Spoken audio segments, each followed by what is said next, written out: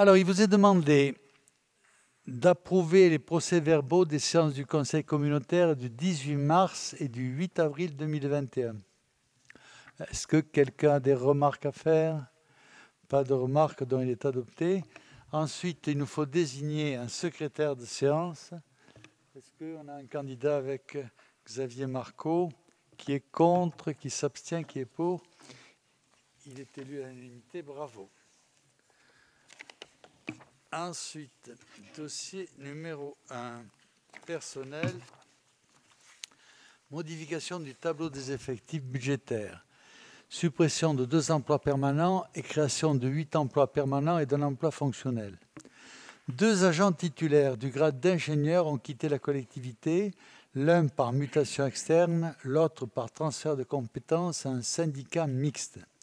Dans les 2 cas, il n'y aura pas recrutement sur ces postes.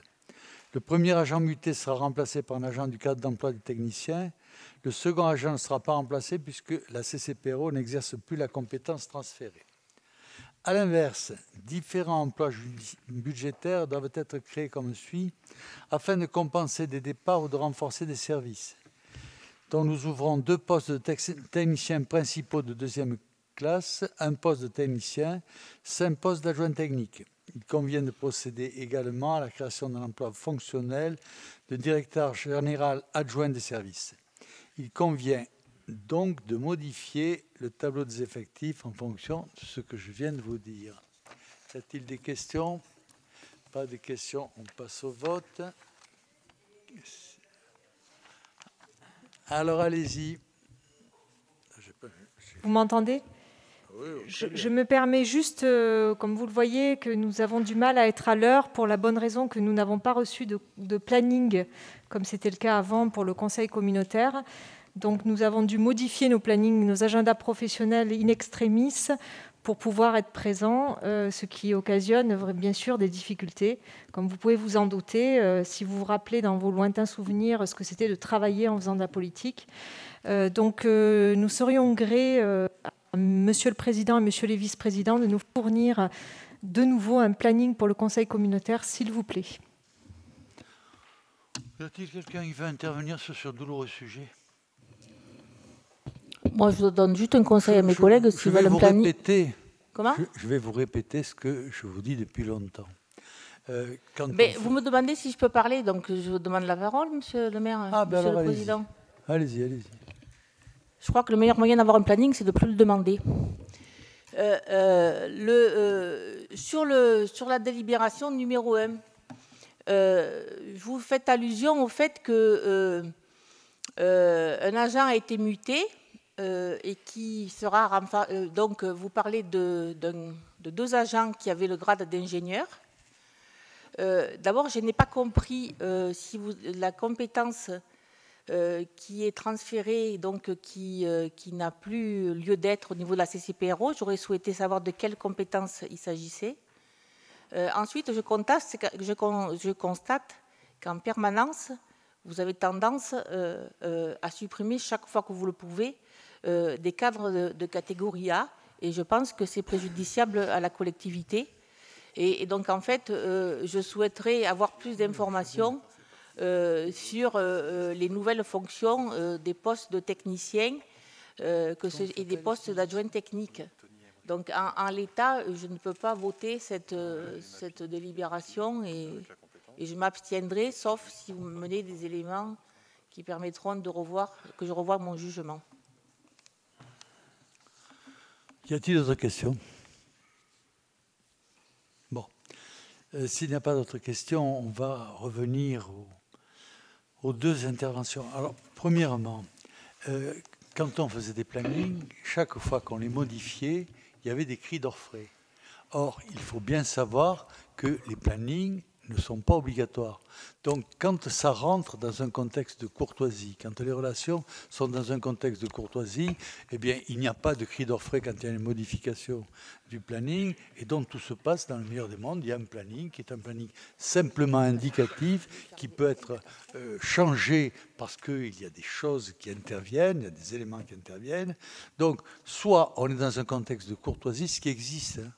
Et il y a un mode de gestion, soit on n'est pas dans un contexte de courtoisie, on est dans un contexte de harcèlement de la majorité, d'insultes, et dans ce moment-là, vous comprenez qu'on se réduit strictement à la loi. Deuxièmement, pour les deuxièmes questions qui sont posées, nous avions la compétence GEMAPI. Ah, d'accord. Quand la compétence GEMAPI a été déléguée, on a délégué le fonctionnaire qui s'occupait de la compétence GEMAPI. Ensuite, nous avons eu le départ d'un sigiste, je crois, qui a été... on a fait un jury, le jury a donné... On a remplacé en catégorie A, Tony Henry. Oui. Qui lui a été rattaché. On l'a remplacé par celui qui était déjà dans le service. Donc, Tony Emery, puisqu'il s'agit de lui, effectivement, à ce jour, n'a pas été remplacé et le sera si besoin est. Après ces problèmes-là, on va voter ce dossier. Qui est contre? Qui s'abstient? Qui est pour? Le secrétariat suivi? Tout va bien? Dossier numéro 2. Personnel, fixation du taux de promotion, avancement de grade. Depuis janvier 2021, les avancements de grade des agents de la CCPRO ne relèvent plus de la commission administrative paritaire du centre de gestion de Vaucluse, à la différence de la promotion interne qui reste gérée par le centre de gestion. Chaque collectivité devient autonome et gère les avancements de grade de ses agents dans le cadre de lignes directrices de gestion qu'elle arrête. Il appartient, dans ce cadre, à l'Assemblée délibérante de fixer le ratio promus-promouvable qui permet de déterminer le nombre maximal d'agents pouvant être promus dans chaque grade de chaque catégorie A, B et C. Ce ratio est un maximum. L'autorité territoriale ne peut pas le dépasser, mais n'est pas obligée de l'atteindre. Il doit être compris entre 0 et 100%. Il est proposé de fixer un taux de promotion unique à 50%, applicable à tous les grades d'avancement. Ce ratio serait valable pour les années à venir, sauf modification décidée par le Conseil communautaire. Est-ce que nous avons des questions? Allez-y. Oui, ça semble être un ratio correct, sauf qu'il serait souhaitable que ce ne soit pas un ratio théorique. C'est-à-dire qu'en fait, chaque fois que les agents remplissent les conditions de promotion, ils puissent, dans le cadre des 50%, bénéficier réellement d'un avancement. Parce que si vous nous faites une suggestion de mettre le taux de promotion à 50% applicable à tous les grades d'avancement, A, B et C, ce qui n'est pas rien, mais qu'en même temps, dans la phrase suivante, on dit que ça, vous dites que ça ne vous engage pas, ça me pose un problème, moi, de ce point de vue. Et donc, en fait, je ne voterai pas ce dossier parce qu'en fait, je souhaite avoir des précisions aussi bien de la part des syndicats qu'éventuellement du contrôle de légalité. Y a-t-il d'autres questions? Il n'y a pas d'autres questions? Bon, je réponds celle-là. La promotion dans le domaine des emplois des collectivités locales, c'est une forêt remarquable, avec une flopée d'emplois dont un certain nombre d'entre eux ne correspondent pas à des réalités. Ici, nous tenons à ce que les promotions que nous fassions soient coordonnées avec la réalité des choses. Ainsi, avant que nous arrivions, on nommait des flopées de chefs d'équipe qui n'encadraient pas d'équipe. Normalement, ça aurait dû être d'ailleurs sanctionné par la loi, puisque c'était pas, ça correspondait à un mensonge. Mais c'était tout ce qu'il y a de plus légal. Donc aujourd'hui, nous essayons de mettre en adéquation les promotions avec les réalités des fonctions.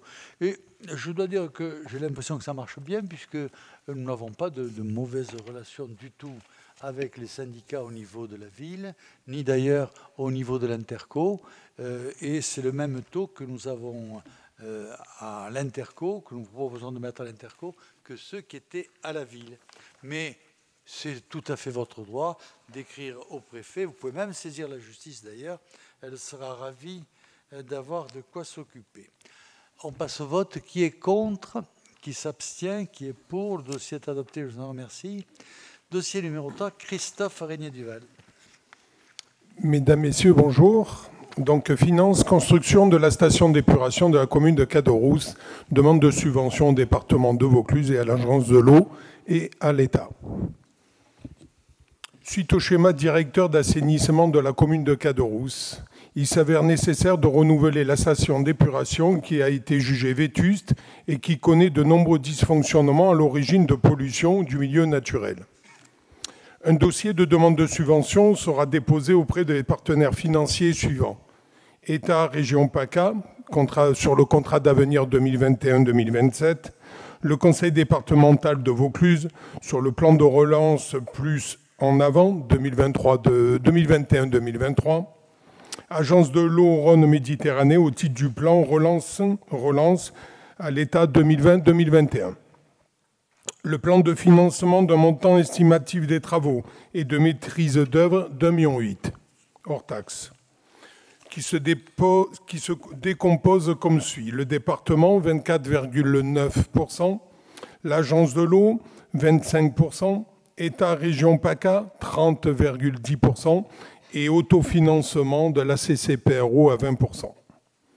Il est demandé au Conseil communautaire d'autoriser le président à déposer des demandes de subvention pour les travaux de reprise de la station d'épuration de Caderousse auprès de l'État, région PACA, le département, l'agence de l'eau Rhône-Méditerranée.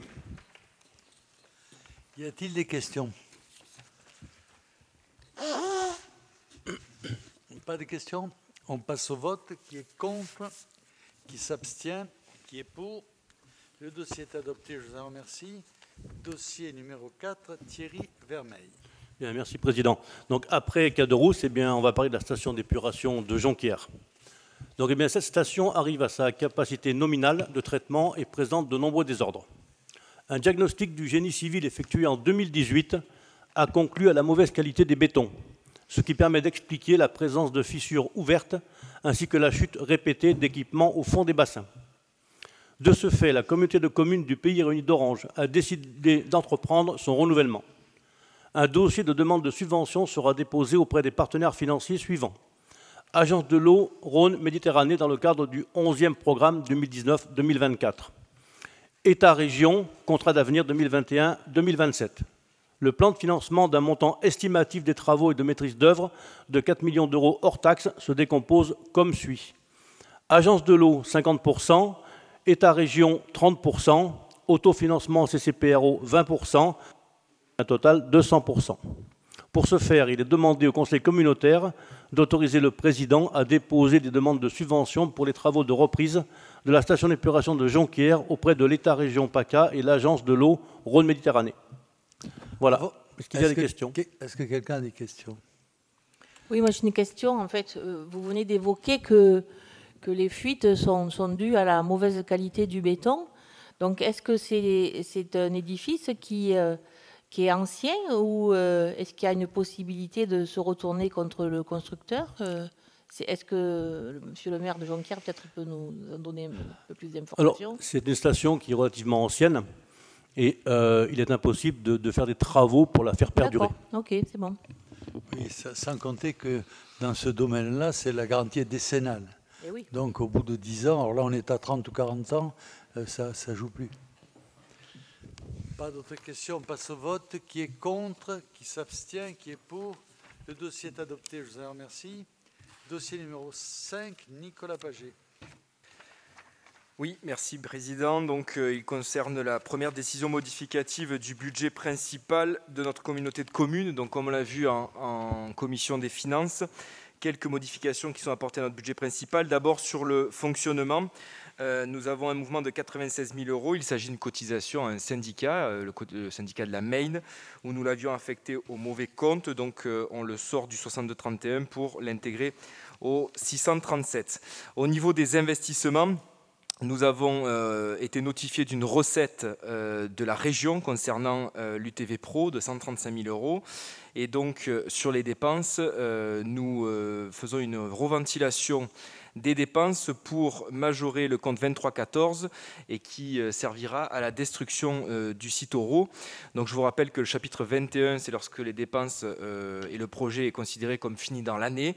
Le 23, ce n'est pas le cas. Donc on vient ventiler le 2314 de manière à financer la dite destruction. Et puis enfin, un petit mouvement de 5 754 € et qui concerne un complément nécessaire pour la liquidation avec Sorgue et Bédaride dans le chapitre des autres immobilisations financières.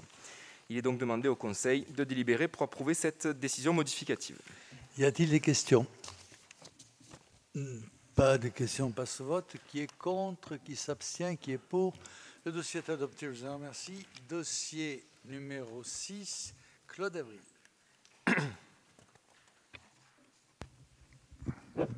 Oui, messieurs, dames. Sur l'actualisation des tarifs applicables à la taxe de séjour. Vous savez que depuis le 26 juin 2006, la CCPRO ainsi que bien d'autres intercommunalités ont institué sur leur territoire une taxe de séjour au réel. Et ce, entre autres, afin d'assurer, mais principalement, le financement de l'Office de tourisme intercommunal. Vous avez donc les nouveaux tarifs applicables au 1er janvier 2002, qui sont quasi à l'identique ceux de l'année dernière. Je vous en fais, vous les avez sur le tableau.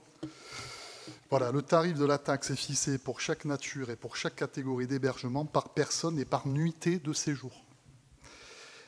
Ils doivent être donc arrêtés par le Conseil communautaire avant le 1er octobre de l'année pour être applicables à compter de l'année suivante.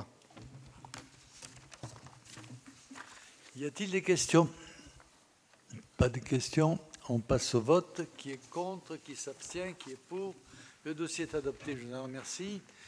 Dossier numéro 7, Nicolas Paget. Le dossier 7 concerne le budget annexe de l'eau et la reprise et l'affectation des résultats que nous n'avions pas encore opérés. Donc en section d'investissement, nous avons un résultat de clôture définitif pour 2020 de 1 955 564 €. Et pour la section de fonctionnement, 476 589 € que nous proposons d'affecter au 1068, c'est-à-dire la totalité de l'excédent de fonctionnement au 1068. 1068 étant un compte où il n'y a pas de retour possible, contrairement au 021 ou 023. Y a-t-il des questions? Oui, allez-y. Oui, je voulais profiter de ce dossier pour poser une question. En fait, maintenant que l'eau est une compétence du Conseil communautaire, j'avais eu l'occasion lors de précédentes assemblées d'évoquer le fait que, pour ma part, je considérais que nous pouvions envisager d'avoir une étude pour avoir la gestion de l'eau en régie publique. En même temps, il y avait des disparités d'une commune à une autre. Et donc, en fait, il était souhaitable, dans n'importe quel cas de figure d'ailleurs, qu'on puisse mettre à plat les différents modes de gestion, les tarifications, pour pouvoir parvenir à uniformiser le prix de l'eau, mais également aussi avoir une étude, parce qu'aujourd'hui, il s'avère que dans le cadre du passage de l'eau en gestion communautaire, il y a de nombreuses communautés de communes ou communautés d'agglomération qui aujourd'hui font le choix de la régie publique, y compris des conseils communautaires gérés par la droite. Je pense à Estrosi, à Nice. Et donc, en fait, je souhaiterais de savoir si vous envisagez qu'on puisse avoir ce débat et qu'on puisse avoir une étude qui nous permette de regarder à la fois l'intérêt intercommunal, mais l'intérêt également aussi des citoyens de cette intercommunalité. Y a-t-il d'autres questions? Alors, dans l'étude que nous lançons, il sera calculé l'intérêt que nous aurions à passer en régie, c'est ça, hein? Donc, on aura des éléments d'analyse. Ça, c'est le premier point. Le deuxième point, le fait de faire un prix de l'eau commun entraînerait une augmentation drastique du prix de l'eau à Orange. Alors, ça peut être un objectif électoral. On peut le baisser. Hein. Comment? On peut le baisser aussi. Non, mais vous ne comprenez pas tout. Et puis, laissez-moi vous répondre, s'il vous plaît. Le prix de l'eau est très différent d'une commune à l'autre parce que l'état des réseaux n'est pas le même d'une commune à l'autre. Donc, si l'on voulait, tout est possible, si l'on voulait faire un prix de l'eau unique pour l'Interco, ça serait intéressant pour certaines communes, certes, mais ça serait très douloureux pour les Orangeois. Alors, on est à la veille des cantonales. Si vous êtes tout à fait partisan pour ça, il faut nous le dire, hein, parce qu'on le rapportera. Non, mais vous avez posé votre question, je vous y réponds. Laissez-moi vous répondre. Ensuite, l'intérêt intercommunal et le nivellement des tarifs est une chose logique, mais qui vient une fois que les réseaux ont été mis à peu près à plat. Ne cherchons pas la perfection, mais que tout l'état des réseaux soit dans un état comparable. À ce moment-là, il devient d'évidence, et à ce moment-là, il n'y a plus des taxes de l'eau qui sont par commune, mais une taxe de l'eau qui est appliquée pour l'ensemble de l'intercommunalité. Donc c'est une option, effectivement, mais c'est une option, comme je vous dis, qui sera douloureuse pour vous-même, d'ailleurs. On passe au vote. Monsieur le Président, juste quand même une remarque quand même. Actuellement, les travaux sur les réseaux à Orange ne sont pas intégrés dans le calcul du prix de l'eau, mais dans le budget général de la commune. Donc c'est pour ça que vous faussez les chiffres. Non mais, vous comprenez, je me tourne vers les services. Vous avez le droit de dire n'importe quoi, mais ça vous ridiculise. Il faut le comprendre. Donc ce que vous avez dit est ridicule. Bon, on passe au vote. Qui est contre? Qui s'abstient? Qui est pour? Le dossier est adopté, je vous en remercie. Dossier numéro 8, Nicolas Paget. Première décision modificative budget annexe de l'eau. Donc une première modification sur les dépenses de fonctionnement. Nous les avions inscrites au mauvais compte, au 66-112 au lieu de 66-111. On aurait pu le laisser tel quel puisque c'est le même chapitre. Mais pour être tout à fait puriste, nous appliquons la modification. Il manquait 6 500 € que nous récupérons aussi sur le 0,23. Sur les investissements, comme on l'a dit également en commission des finances, nous avions prévu une récupération de TVA, ce qui n'est pas le cas sur ce budget. Donc nous minorons la FCTVA en recettes et de fait nos dépenses, nous les révisons à nouveau aussi de manière à prendre en considération qu'il n'y a pas de TVA qui s'applique. Il est donc demandé au Conseil communautaire d'approuver cette décision modificative. Est-ce que nous avons des questions? Pas de questions, on passe au vote. Qui est contre? Qui s'abstient? Le dossier est adopté, je vous en remercie. Dossier numéro 9, Nicolas Paget. Donc même principe pour l'investissement où la FCTVA avait été prévue en recettes. Donc nous minorons également les dépenses en face. En section de fonctionnement, nous avions un besoin concernant le divorce avec Sorgues et Bédaride, s'agissant des intérêts. Et donc nous récupérons 43 000 € sur le 0,23 pour agrémenter le chapitre 66. Même vote. Même vote, je vous remercie. Dossier numéro 10, Christophe Régnier-Duval. Finance, création d'un budget annexe mobilité. La loi qualifie le service des transports publics de personnes et de services publics, industrie et commercial. Le SPIC. Il convient aujourd'hui de créer un budget annexe mobilité sous la nomenclature M43 afin de retracer toutes les opérations relatives à cette nouvelle compétence. Ce budget annexe sera assujetti à la TVA. Le financement de ce budget annexe s'effectuera essentiellement par le biais du versement de mobilité, qui remplace le versement transport, élargi aux 5 communes membres et dont les recettes serviront à financer l'intégralité des dépenses à venir. Un budget primitif sera ouvert pour l'année 2021 à compter du 1er juillet 2021. Afin de pallier le manque de trésorerie lors du démarrage du budget annexe, il est consenti un avancement de trésorerie de 400 000 € issu du budget de principal de la CCPRO qui sera restitué par le budget annexe mobilité. La commune d'Orange possède actuellement un budget annexe transport qu'elle clôturera le 30 juin 2021. Les actions menées par ce budget annexe seront reprises dans le budget annexe mobilité de la CCPRO. Les autres communes ne possèdent pas de budget annexe transport.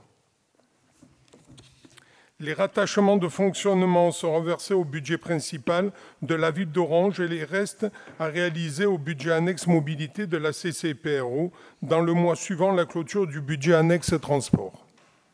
L'actif de la ville d'Orange lors des prochains conseils municipaux et communautaires suivant la clôture du budget annexe transport sera transféré au budget principal de la ville d'Orange, puis au budget annexe de la mobilité CCPRO. Y a-t-il des questions? Y a-t-il des questions? Oui. Bonjour, Monsieur le Vice-président. Ce dossier a déjà fait l'objet d'échanges multiples depuis le début du mandat.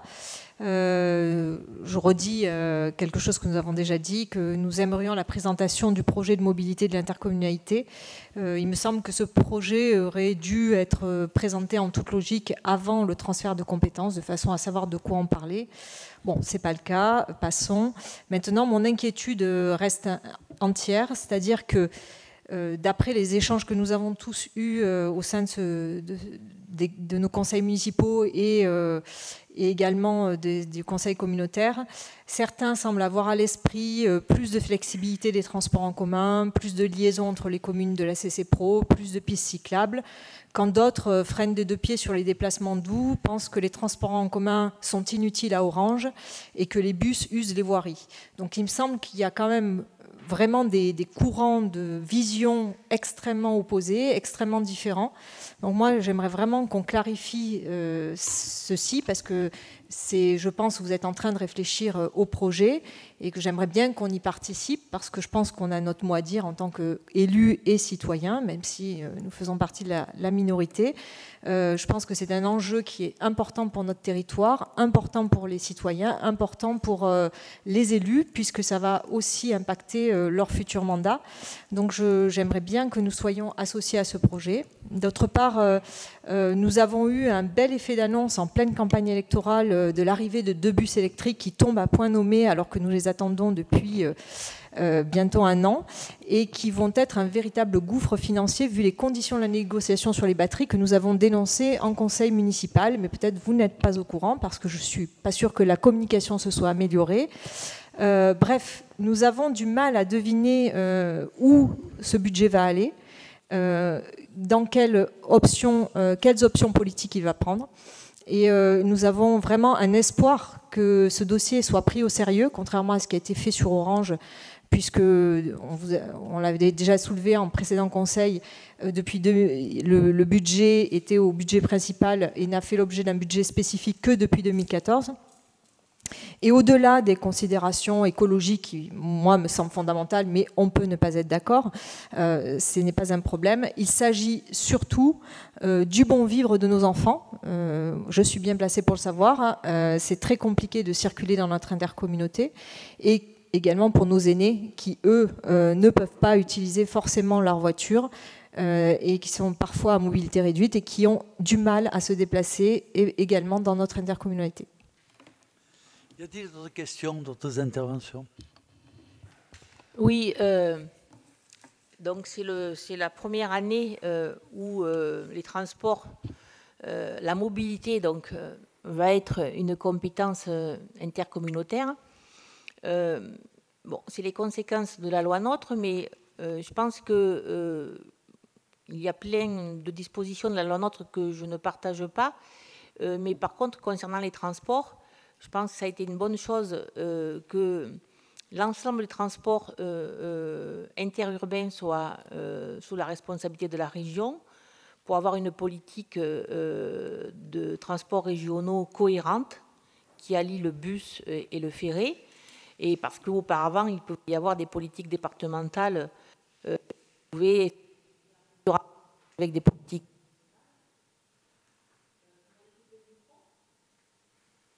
Vous voyez couper le micro? Non. Mais de la même manière, je considère que c'est une bonne chose que ce soit les intercommunalités qui aient la compétence mobilité. Sauf que c'est logique quand on a une intercommunalité qui correspond à un véritable bassin de vie. Or, on a une intercommunalité un peu bancale, parce qu'on a le pape qui est vers Sorgues, Courthézon qui est entre les deux. On a deux communes qui sont pleinement associées au bassin de vie d'Orange, c'est les communes de Camaret et de Piolenc qui ne sont pas dans l'intercommunalité.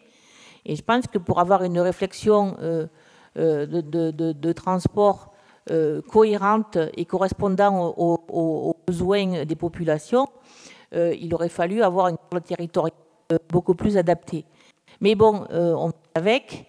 Je pense que toutes les communes n'ont pas forcément les mêmes besoins. En même temps, la taxe s'impose à l'ensemble des entreprises du territoire, ce qui veut dire qu'effectivement, nous avons l'obligation d'avoir une réflexion qui engage l'intercommunalité dans son ensemble. Donc, ce qui veut dire que, bien entendu, il y a les différentes carences qui restent à combler au niveau de la ville d'Orange en termes de cadencement et en termes de tarification tout à l'heure. Je peux investir parce que c'est vraiment sauf si c'est volontaire. Et donc, en fait, oui, comme le disait Madame Normani tout à l'heure, je pense qu'il serait souhaitable que nous ayons, indépendamment des dossiers à l'ordre du jour, une réflexion pour connaître l'avis des différents maires, Caderousse, Jonquière et Courthézon, pour savoir, en fonction des besoins des populations de ces trois communes, s'il est possible d'envisager l'extension du réseau TCVO et voir de quelle manière on peut avancer, parce que l'objectif à terme est de dissuader les usagers de prendre leur véhicule personnel. Et contrairement à ce que vous avez dit la semaine dernière en conseil municipal d'Orange, les bus à Avignon ne sont pas vides. Et quand les bus sont vides, c'est que l'offre de transport urbain n'est pas adaptée. Quand l'offre de transport est adaptée, les bus sont bons. Et c'est le seul critère d'efficacité, en fait, qui doit être pris en compte. Y a-t-il d'autres questions? S'il n'y a pas d'autres questions... Si, excusez-moi. Sur votre gauche. Oh, Monsieur Damanchour. Allez-y. Excusez-moi. Oui, je voulais simplement rebondir sur ce qui vient... Je n'ai pas de question. Simplement rebondir sur ce qui vient d'être dit par Madame Normani et Madame Alaoui. Et je me réjouis d'entendre que ça intéresse beaucoup. Je pense qu'effectivement, le transport, mais également la mobilité. Moi, je souhaite vivement qu'on parle de mobilité. Le réseau ferré est une chose. Il va falloir s'en occuper sérieusement, les bus également.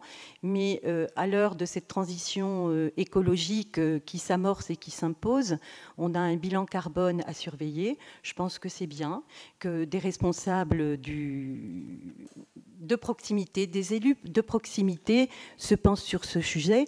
J'espère aussi qu'on aura l'occasion de parler de transport solidaire. Ça se fait sur d'autres territoires, mon cher Christophe, pour les personnes en situation de handicap, en situation d'isolement.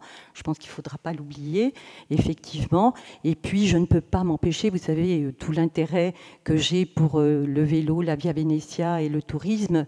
Évidemment, il va falloir travailler de manière générale et j'avais rencontré également Nicolas Paget pour insister sur l'importance d'inscrire tout ceci dans le projet de territoire. Merci. Oui, Yann. Oui, c'est bon, on m'entend. Oui, Monsieur le Président, chers collègues, plusieurs précisions tout de même qui s'adressent à Madame Normani et à Madame Alaoui. La première, c'est que, bon, je ne vais pas revenir sur les détails de 2014, ce n'était pas obligatoire jusqu'alors, on ne va pas recommencer le débat qu'on a fait la semaine dernière, Madame Normani.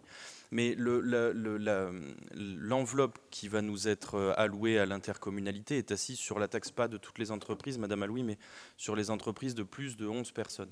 Non, mais c'est un détail qui a son importance parce que, vu la politique que nous mène Emmanuel Macron, je crains que d'ici quelques années, il n'y en ait plus beaucoup sur le territoire. Donc, il faut avoir des ambitions, mais il faut avoir les moyens de ces ambitions. C'est toujours ça qui fait la différence entre un bon gestionnaire et un mauvais, tout de même. Donc, c'est quand même un point assez important. Et on a déjà eu le débat. Alors, je reviendrai plus sur le point d'Avignon et surtout de Tessélis. Nombre de personnes se plaignent que les réseaux de transport d'Avignon soient vides ou malfamés car gratuits. Ce qui est quand même pas rien. Et là aussi, si la gratuité nuit aussi, alors on n'est pas sur le, je suis d'accord, on n'est pas sur le débat de la gratuité, mais l'excès de réseau et surtout quand il est vide, et c'est le cas pour les réseaux d'Avignon. Je suis désolé, Madame Alouis, ça entraîne la mort, ça entraîne la mort de la zone. Ça, c'est la première chose. Sur la question des pistes cyclables, on n'a pas attendu de transférer la commune d'Orange n'a pas attendu de transférer son budget à l'Interco pour que l'Interco s'en saisisse, puisque sur la partie liaison via Rona, via Vénétia, la délégation de maîtrise d'ouvrage a été transmise par le département justement à la CCPRO, et ça fait plusieurs mois, peut-être même on frôle l'année ou l'année et demie, je parle sous le contrôle du vice-président ad hoc, que le dossier est en cours. Donc du coup, il y a des choses qui se font, et après on a des cris d'orfraie quand nous on essaye, alors ça vaut ce que ça vaut, mais qu'on essaye les trottinettes. On s'est fait attaquer par cette même opposition, par vous-même, Madame Normani, pour ne pas vous citer. Donc du coup, c'est un peu délicat. Je vais quand même redire ce que j'ai dit au conseil municipal. On essaye de faire une offre de transport complète, c'est-à-dire que si les gens veulent utiliser, en tout cas je parle pour Orange, mais je pense que c'est un peu près pareil dans les autres communes. Je pense que les transports en commun, ça n'est pas adapté à tout le monde. C'est comme ça, pour une raison X ou Y. Et les villes qui ont fait le choix de faire la chasse à la voiture, par exemple, sont des communes qui sont en train de mourir, et même les plus grandes comme Paris, etc. Donc je pense justement il faut surtout ne pas faire d'idéologie sur la question des transports ou de la mobilité. Voilà, c'est tout. Est-ce que quelqu'un veut intervenir? Bon, alors d'abord, le débat, on l'a là. C'est le lieu où on doit avoir le débat. Hein. Donc le débat est là. C'est vrai que nous avons fait un pré-débat, les services ont fait un pré-débat en faisant le tour des maires de la commune, parce que nous considérons que c'est un dossier qui concerne d'abord les élus, et les élus, en l'occurrence, ce sont d'abord les maires. Donc le service a fait le tour des maires. Je ne sais pas si tous ont été vus, mais normalement tout le monde, hormis Jonquière, mais rendez-vous a été pris, et si le maire de Jonquière veut recevoir le service qui s'occupe de ça, bien sûr, le service ira et écoutera ses réclamations, sa vision. Aujourd'hui, l'orientation vers laquelle nous allons, c'est de faire quelque chose de mixte. Il semble que la région apporte déjà des cars qui passent dans nos 5 communes aux heures de pointe de demande, et que les choses ne demandent pas encore beaucoup. On n'a pas de demande à ce jour de beaucoup de nouvelles circulations. Mais si on en avait, on les étudierait. Ce qui a été dit tout à l'heure, et c'était intéressant, il faut que la circulation soit adaptée. Et une circulation adaptée, ce n'est pas un dossier facile, parce que ça demande des efforts de tous. Je me rappelle une vieille histoire qui a lieu à Orange. Je sais que Orange vous passionne, donc je me permets de vous rappeler quelque chose. Sous le mandat qui précédait le mien, on avait étudié les problèmes des transports pour les écoles, hein, qui est un dossier de la compétence qui était un dossier de la compétence des communes déjà à l'époque. Et il y avait un gros problème. C'est que les écoles ouvraient toutes à la même heure, et que le car de la ville ne pouvait pas livrer les élèves à la même heure. C'est pas possible. Quand ils étaient dans une école, ils ne pouvaient pas être en même temps dans les 10 autres écoles de la ville, sans compter les collèges et les lycées. Donc j'étais dans l'opposition, vous savez.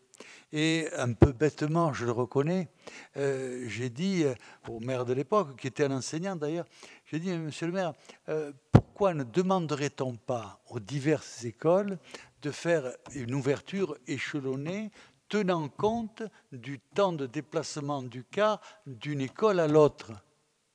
Ce qui me paraît être exactement le thème de circulation adaptée. Parce que s'il faut un car par école, c'est compliqué. C'est compliqué. C'est pas tellement rentable. Alors donc, je le posais à un enseignant. Et alors cet enseignant a une réaction remarquable. Il a levé les bras au ciel. Il n'était pas très croyant, mais enfin, je pense qu'il a invoqué le bon Dieu, a l'air de dire qu'il n'y avait que le bon Dieu qui pouvait régler ce problème-là. Mais ce n'est pas de la compétence du bon Dieu. Hein, je suis désolé, mais ce n'est pas de la compétence du bon Dieu. Il a d'autres chats à fouetter. Donc, il m'a dit que oui, c'est vrai que ce serait ça qui serait logique, mais que c'était impossible. Qu'il l'avait demandé, mais que c'était impossible. Et alors, à partir du moment où des choses simples comme cela deviennent impossibles, bien, on comprend que la circulation adaptée, c'est un dossier qui est extrêmement difficile. Elle est souhaitable, nous y sommes favorables, mais je ne sais pas comment nous allons régler ça. Parce qu'il est évident que entre la première école servie par les réseaux de cars scolaires et la dernière école servie, il y a facilement une demi-heure, et qu'on ne peut pas laisser les enfants une demi-heure dehors, ou attendre une demi-heure, c'est désagréable. Donc, tout ça demanderait beaucoup d'intelligence dans un monde où l'intelligence est difficile et peut-être mal partagée, ce qui est bien dommage. Alors, nous pensons comme vous qu'il est très cohérent que la région s'occupe des transports en commun entre les villes.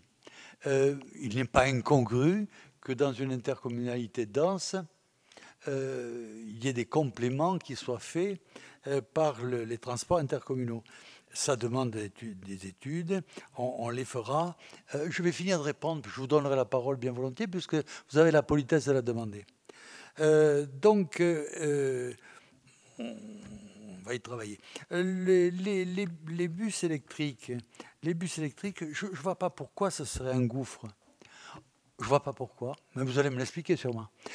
Par contre, ce que je sais, c'est qu'il nous est dit que les voitures électriques, et je suppose aussi d'ailleurs les cars électriques, sont moins polluants que les voitures à essence ou à gasoil à partir du moment où elles font 40 000 km par an. Ce que pratiquement aucun véhicule personnel ne réalise. Hein, les véhicules personnels, ça fait 4-5 000 km par an dans le meilleur des cas. Donc, on vend à tour de bras des voitures électriques à des braves gens qui croient aux bêtises, aux sornettes qu'on leur raconte et qui, ce faisant, polluent beaucoup plus qu'avec des voitures à essence ou à diesel. Donc, le problème auquel nous sommes confrontés aujourd'hui, c'est qu'on nous ment. On nous ment constamment. Hein, on nous ment constamment et c'est difficile de bâtir quelque chose de cohérent quand on s'appuie sur le mensonge institutionnalisé, voire sur le mensonge politiquement correct, voire sur le mensonge à but électoraux. Et que tout cela est tout simplement diabolique. Alors, nous sommes très favorables au déplacement doux, nous sommes très favorables à ce que les choses avancent, mais nous voulons qu'elles avancent dans le contexte de servir le bien commun et non pas une foultitude d'intérêts privés qui contribuent à déstructurer notre société qu'elle n'a pas besoin. Elle est déjà tellement déstructurée. Elle fait tellement pitié, notre société, qu'il faut être vigilant à ne pas mal faire. Voilà. Allez-y, je vous donne la parole. Oui, merci Monsieur Bompard, Monsieur le Président, pour toutes ces explications limpides qui nous ont fait beaucoup avancer dans ce dossier, effectivement, qui ont répondu à la question fondamentale, quel transport sur Orange pour demain. Moi, en ce qui me concerne, je voudrais répondre à 2-3 choses sur les batteries et les trottinettes, parce que c'est à peu près le même sujet, c'est-à-dire qu'on traite les choses sans anticipation, sans réflexion, dans la précipitation, parce qu'il faut que ce soit prêt pour la prochaine élection électorale. Et on se rend compte que dans les problèmes des batteries, le contrat n'est pas maîtrisé, on ne sait pas jusqu'où il va, on ne sait pas combien de temps elles vont durer ces batteries. On a posé des questions, on n'a pas eu accès au dossier. Alors comme vous, je me dis, pas de réponse, peut-être mensonge. Voilà, je veux dire, je suis votre façon d'interpeller la société par rapport à tout ce qu'on nous cache. Et d'autre part, je dirais que, en ce qui concerne les trottinettes, on a bien conscience du problème puisque beaucoup de communes ont eu ce même problème d'accidents, de problèmes de vol, de circulation. Et en plus, à Orange, il semblerait qu'il y ait eu des comptes qui aient été piratés. Parce que cette société que vous avez utilisée pour installer les trottinettes s'avère être une société qui a été répudiée par beaucoup de communes parce que tout n'est pas clair. Voilà, je ne citerai pas plus parce que je n'ai pas de preuves, mais effectivement, on peut là aussi se poser la question du choix de cette société. En tout cas, il y a des comptes qui ont été piratés avec des gros enjeux financiers à la clé pour des usagers qui se sont retrouvés en difficulté. Donc voilà, moi c'est juste l'association. Je suis comme vous, j'aime le bon sens, j'aime le pragmatisme. J'aimerais qu'on mette carte sur table, qu'on étudie les dossiers, qu'on voit où on va pour mieux anticiper nos besoins et mieux répondre à nos besoins, plutôt que de partir tête baissée dans des envolées de trottinettes ou de bus électriques, sachant qu'on n'a pas de piste cyclable. Effectivement, il y a un danger évident pour les usagers, puisque moi, j'ai failli plusieurs fois me confronter avec une trottinette et j'ai pilé au dernier moment. Je pense que je ne suis pas la seule autour de cette table. Donc je pense vraiment qu'il y a un problème de bon sens dans vos choix jusqu'à présent. Donc comme le choix va changer demain, va changer de groupe de réflexion, j'espère qu'on va voir ce changement. Et une fois de plus on est de fous, plus on rit. Est-ce qu'on peut être associé? Moi, je propose mon aide pour réfléchir au sujet. Voilà. Alors, pour répondre à ces élucubrations, il y a de quoi se taper le cul par terre. D'abord, il n'y a pas de problème de batterie, de vie de batterie avec les trottinettes. Les trottinettes ne sont pas à nous. Hein. Comment s'est passé mais je vous l'ai déjà dit ça. Comment est arrivée l'histoire des trottinettes à Orange? Une société vient voir nos services et explique qu'elle souhaiterait mettre des trottinettes sur Orange à leurs frais, sans participation financière de la ville, ni d'un côté ni de l'autre, ni en plus ni en moins, et que c'est une opération qui se fait à l'essai, parce que comme c'est nouveau, il faut voir si ça fonctionne ou ça ne fonctionne pas. Donc nous avons un contrat d'essai de cette structure, on peut l'arrêter dès que possible, et nous sommes à l'écoute des utilisateurs et des orangeois. Alors, comme pour le vélo, comme pour la voiture, comme pour tout, hein, il y a des gens sérieux et des gens moins sérieux. Donc, les gens sérieux respectent les limitations de vitesse, ne roulent pas sur les trottoirs, ont un comportement de gens sensés, et ceux qui sont moins sensés ont un comportement différent. Et c'est vrai qu'il y a des gens qui font des excès de vitesse en voiture, en vélo, en moto ou ailleurs, et qu'on les sanctionne. Donc là, on a mis cette opération de trottinette en place. Il y a des gens qui s'en félicitent. Et il y a des gens qui ne sont pas contents, et quand ils ne sont pas contents, on écoute leur mécontentement, on voit si on peut le corriger. Si on peut le corriger, on le corrige. La société écoute.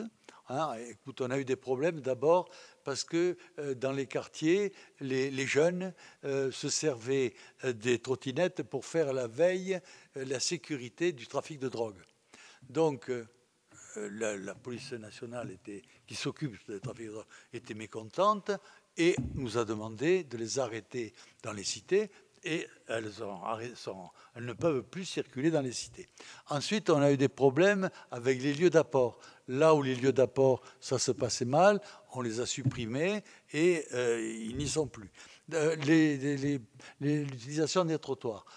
Il y a une verbalisation qui se fait quand ils utilisent les trottoirs, et normalement, en ville, au centre-ville, ils doivent circuler à vitesse réduite. Je ne me rappelle pas comment. Là, il est là. Quentin est là.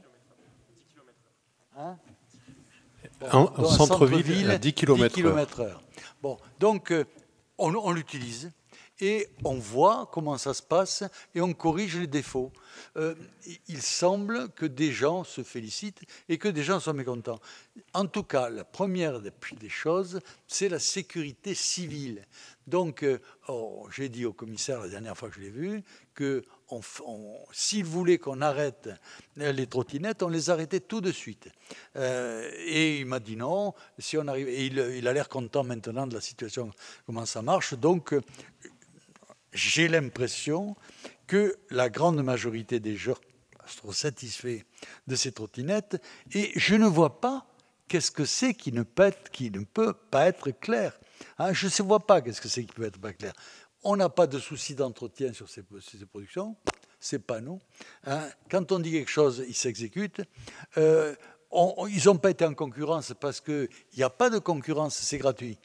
S'il y a eu des comptes piratés, j'en ai pas eu connaissance, ça m'étonne un peu, parce que normalement, quand quelqu'un éternue, je sais que quelqu'un a éternué.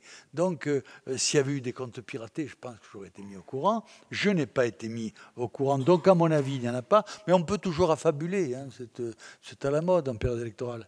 Donc, voilà. Et il ne peut pas y avoir l'ombre d'un problème. Nous ne sommes pas du tout impliqués dans la gestion de cette structure et on est prêt à la faire à partir du jour au lendemain si les Orangeois en sont mécontents globalement, hein, parce qu'il y a toujours quelqu'un qui est mécontent de quelque chose.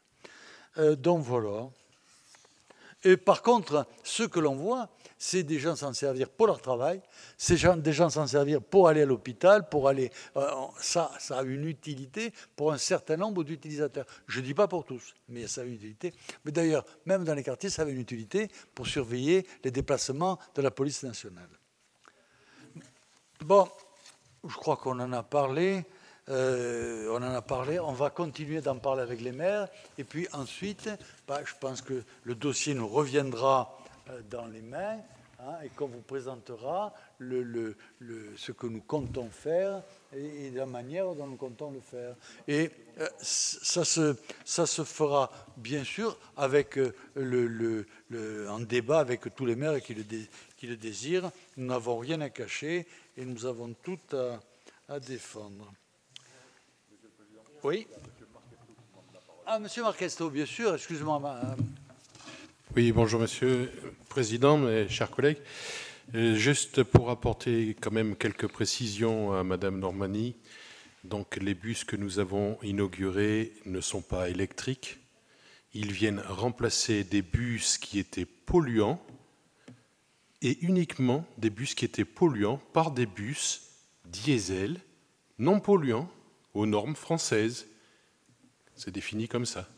Quant aux trottinettes, à Noël, il y a eu beaucoup de gens qui ont eu une trottinette et les gens avec qui vous risquez d'avoir un accident ne sont pas forcément sur des trottinettes Bird, mais peuvent être sur leur propre trottinette. Il y en a de plus en plus.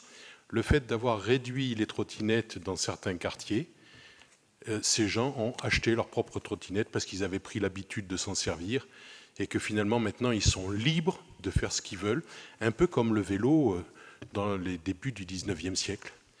Donc les gens avaient peur de ces vélos, les gens avaient peur du train qui allait trop vite.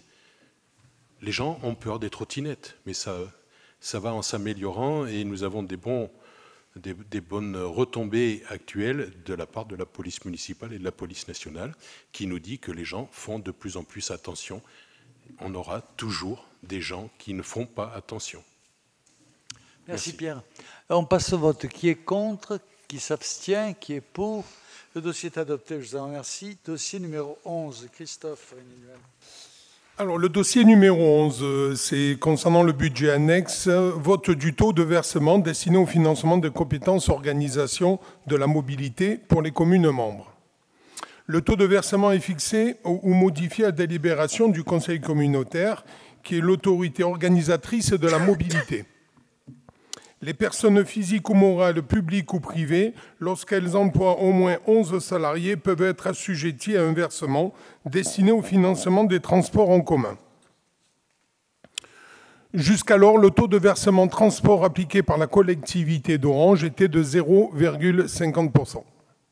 Le versement mobilité prélevé sur les entreprises concernées du territoire permettra à l'autorité organisatrice de la mobilité de mettre en œuvre les moyens nécessaires au transport et à la mobilité de sa population comme suit. L'organisation des services réguliers de transport public de personnes, des services de transport à la demande, scolaire, de mobilité active, partagée, scolaire et contribution au développement de ces modes. Le versement des aides individuelles à la mobilité, la mise en place du comité des partenaires et la définition de la politique de mobilité sur son territoire via l'animation des acteurs concernés, le choix des modalités de mise en œuvre de la compétence. Il est proposé de fixer le taux de versement destiné à financer la compétence mobilité au budget annexe mobilité à 0,55% dès le 1er juillet 2021. Ce taux de 0,5% sera identique à toutes les communes membres de la CCPRO. L'ensemble des entreprises de plus de 11 salariés sur le territoire de la CCPRO sera assujetti au versement mobilité à partir du 1er juillet 2021. Par ailleurs, il est nécessaire de créer un comité des partenaires qui se compose de la manière suivante pour chaque commune. Un représentant élu, un représentant des entreprises concernées par le versement de la taxe mobilité, un représentant de la société civile. Les membres du comité des partenaires seront désignés par arrêté. Il est demandé au Conseil communautaire d'approuver la création d'un budget annexe mobilité ainsi que la création d'un comité de partenaires. Y a-t-il des questions? Oui. Monsieur le Président, cette augmentation d'impôts me pose plusieurs problèmes. D'abord, un problème de méthode. Vous légitimez cette augmentation de taxes en argumentant sur des besoins futurs. Pour ce faire, vous produisez un tableau rempli de chiffres qui ne sont ni plus ni moins que la somme des budgets de transport de notre interco. Dire « on a besoin de plus d'argent parce qu'on va faire plus » est une réflexion que récuserait n'importe quel conseil d'administration ou n'importe quel expert comptable. On va faire plus n'est pas un objectif, c'est une idée en amont du réel et qui n'existe que dans votre imaginaire. Un objectif seul est concret et légitime des moyens. Un objectif seul est spécifique et mesurable. Imaginez un commandant de bord qui aurait pour idée de voyager loin. Il ferait le plein de kérosène sans connaître ni le plan de vol ni le nombre de passagers. Chacun comprend le faible degré de confiance qu'il inspirerait. Ce n'est pas la bonne approche. Il nous faut avant tout un objectif clair, autrement dit, un schéma de mobilité intercommunale qui définira, en fonction des besoins de la population, les cadences de rotation, les trajets, les kilomètres à parcourir, les passagers à transporter, etc. etc. Ensuite, et ensuite seulement, vous regarderez les ressources dont vous aurez besoin. Et effectivement, à ce moment-là, nous pourrons comprendre éventuellement cette augmentation. En attendant, cette augmentation de taxes ne correspond pas à une augmentation du service rendu aux usagers, mais à une augmentation de tarifs déguisés, sans aucune contrepartie pour les entreprises et les salariés. Ensuite, cette hausse survient après l'augmentation de 4% de la taxe sur les ordures ménagères, qui est passée de 10 à 14%, alors que la CCAOP a maintenu sa taxe à 10%. La seule distinction entre eux et nous est qu'ils ont mis en place la tarification incitative, alors que nous nous lançons dans un projet dispendieux à 18 millions d'euros qui nous prépare à accueillir de plus en plus de déchets, alors qu'eux en généreront de moins en moins. Dernier problème, celui de la cohérence. On peut s'étonner du double discours que vous tenez en prétendant baisser les impôts sur la commune d'Orange, alors que vous les augmentez pour les Orangeois par l'intermédiaire de la CCPRO. Dans le même ordre d'idée, vous voyez le discrédit que vous apportez à la parole politique en écrivant sur des tracts électoraux que vous vous opposez aux hausses d'impôts, alors que vous le faites voter ici vous-même. Y a-t-il d'autres questions? Oui, d'abord, je voulais signaler à vos collègues maires des autres communes et membres du conseil communautaire qu'en fait, vous avez joué à une opération de passe-passe, puisque en fait, le montant le taux de la taxe transport sur la commune d'Orange était supérieur à l'augmentation qui nous est proposée aujourd'hui. Vous l'avez diminué en 2019 parce qu'en fait, votre objectif sur toute une série de dossiers, c'est toujours de démontrer en conseil communautaire que vous êtes toujours plus bas qu'ailleurs. Et donc, en fait, la taxe réelle à Orange qui était appliquée, elle était bien supérieure à celle qui nous est proposée d'être augmentée aujourd'hui. Et donc, ensuite, une taxe et un impôt, ce n'est pas tout à fait la même chose. Je pense que la taxe mobilité, on peut effectivement considérer qu'on ne connaît pas la destination finale, sauf quand même que si on rentre dans le cadre de la transition écologique, et que donc en fait c'est une taxe qui a vocation à financer des besoins qui sont aujourd'hui non satisfaits. Et donc moi je pense qu'en fait la logique n'est pas forcément de réduire les recettes en fait. C'est au contraire de créer les conditions qu'on n'ait pas de report sur les budgets suivants. Et parce qu'actuellement, je regrette, mais bien entendu, nous n'avons pas de réflexion sur la façon dont va le plan mobilité qui va être adopté sur l'intercommunalité. Mais quand même, on a déjà une expérience sur Orange sur le fait que aujourd'hui, il y a eu une amélioration effectivement depuis 2014, depuis que la taxe, les recettes de la taxe transport sont destinées exclusivement aux dépenses relevant des transports. Mais ça ne fait pas le compte, parce qu'en fait, si l'ensemble des financements avait été réellement destinés au transport, certainement qu'on serait dans une autre logique au niveau du cadencement et au niveau des lignes dans les différents quartiers d'Orange. Donc, moi, je pense que je n'ai pas de problème avec cette augmentation dans la mesure où on s'inscrit dans un développement des différentes formes de mobilité. Mais par contre, vous avez parlé, Monsieur le Président, d'une étude. Cette étude, elle sera connue quand? Parce que là, vous nous présentez une augmentation qui sera applicable pour 2022.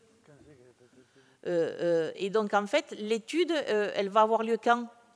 Quand est-ce que nous aurons les conclusions de l'étude? Parce que ça va avec, en fait. Hein. C'est fini. Est-ce qu'il y a d'autres questions?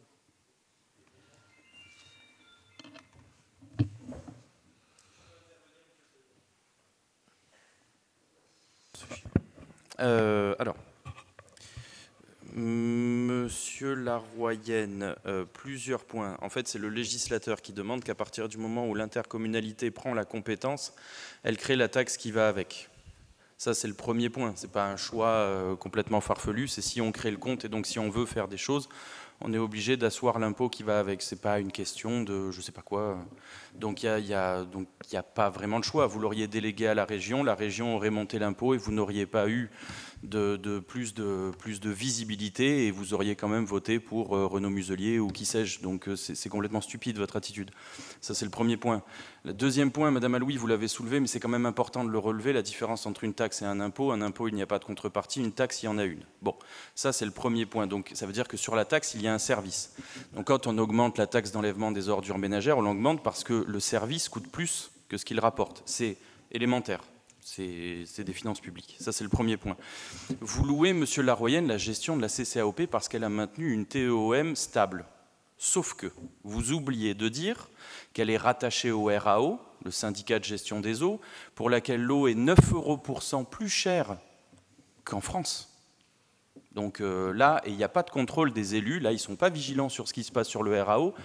Je le redis quand même parce que ça a été dit, mais ça n'a pas fait beaucoup d'écho. Monsieur Perron, actuellement, qui est le président du RAO depuis 2014, a une enquête pour corruption qui est quand même sur son dos. C'était votre soutien puisque c'est un fameux En Marche. Vous avez fait des réunions chez lui, bon, à Mondragon. En revanche, et je continue sur la CCAOP. La CCAOP, elle a augmenté la taxe GEMAPI cette année. Et la CCAOP, elle a créé l'impôt sur le foncier bâti cette année.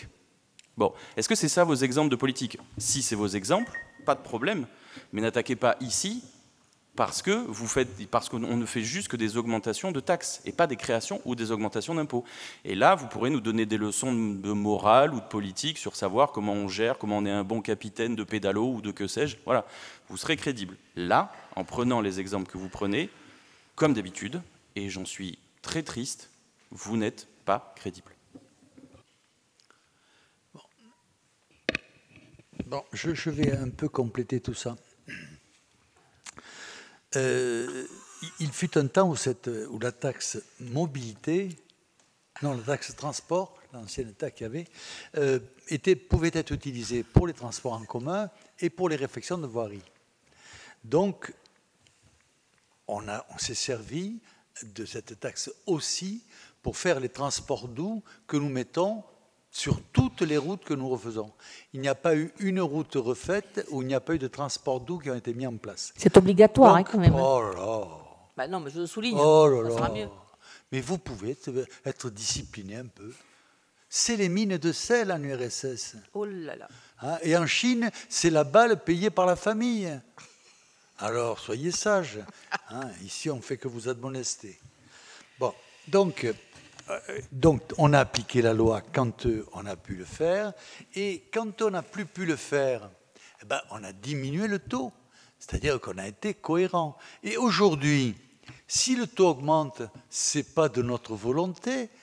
0,55, c'est le taux minimum prévu par la loi.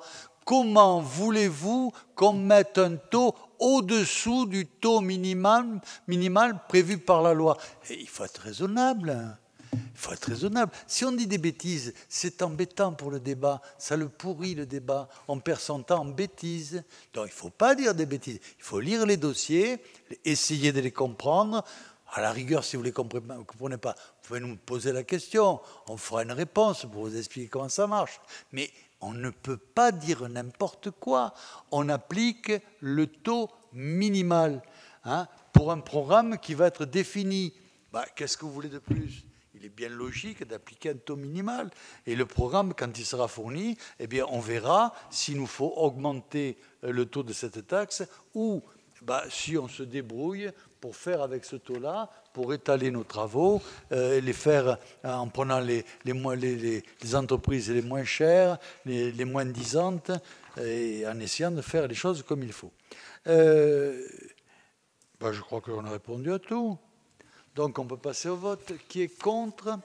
Qui s'abstient? Qui est pour? Le dossier est adopté. Je vous en remercie. Dossier numéro 12, Christophe Régnier-Duval. On vous demande la parole, Monsieur le Président. Non, c'est la même chose, vous le direz sur la prochaine. C'est toujours le même dossier, donc vous le direz sur la prochaine. C'est pas que je n'ai pas voulu, mais vous le direz sur le prochain dossier. Alors, finance, budget annexe mobilité, vote du budget primitif 2021. Le budget annexe mobilité 2021 s'équilibre selon les montants indiqués ci-dessous, tant en section d'exploitation que d'investissement, comme suit. Alors, les dépenses, au total, 1 16 600 et les recettes, 1 16 600. Il est à souligner que ce budget est voté pour la période du 1er juillet au 31 décembre 2021, ce qui représente environ 50% du budget annuel. Il est demandé au Conseil communautaire de voter le budget annexe mobilité 2021. À l'issue du Conseil communautaire, je vous demande de signer le budget qui sera à votre disposition à la sortie. Y a-t-il des questions? Vous ne pouvez pas aller-y poser votre question. Je m'excuse donc de revenir sur les interventions précédentes et de faire une digression parce que vous avez entamé ce conseil communautaire en disant que nous avions plus de planning parce que nous avions une mauvaise attitude. Et en fait, je vous interpelle sur le fait que votre fils vient de traiter Monsieur Laroyenne de stupide. Vous m'aviez vous-même traité de mauvais caractère. Je pense que là, on sort du débat public et du débat d'idées. Effectivement, on s'attaque aux personnes. Et donc, je souhaiterais que vous rappeliez à votre fils que nous devons respecter les élus et qu'on n'a pas à traiter l'opinion de M. Laroyenne de stupide. C'est son opinion, vous pouvez ne pas être d'accord, vous pouvez argumenter, mais quand vous attaquez les personnes, je pense que vous n'êtes pas dans le cadre de la démocratie et du dialogue démocratique. C'est bien de me le rappeler parce que comme vous m'attaquez moi régulièrement d'une manière insultante, je vous attaque sur vos opinions. Et je on est encore en démocratie, j'ai le droit de ne pas être d'accord avec vous. Si j'avais la même protection que Monsieur le Président de la République, qui pour une petite tape a envoyé quelqu'un en prison pour 6 mois de prison ferme, alors que les assassins se promènent, eh bien, vous êtes bien placé pour parler de l'indulgence de la justice. 14 ans d'affaires d'années pour instruire votre procès, je pense que vous en avez bénéficié. Vous voyez la présomption d'innocence, vous voyez bravo, effectivement. Bravo. Effectivement, vous avez été condamné. Quel talent vous avez. Il n'est pas question de présomption d'innocence. Vous ne pouvez pas vous tenir. Vous avez été condamné, donc vous avez été jugé et condamné.